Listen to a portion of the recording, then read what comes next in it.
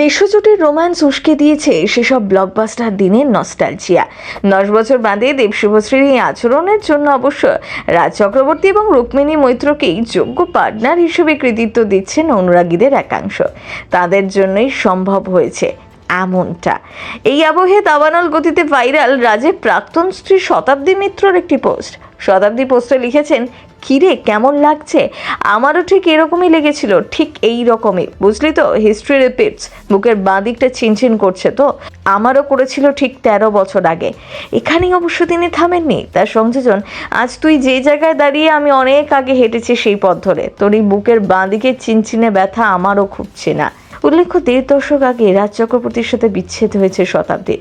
তখনও শুভশ্রী গঙ্গোপাধ্যায় পরিচালকের জীবনে আসেননি।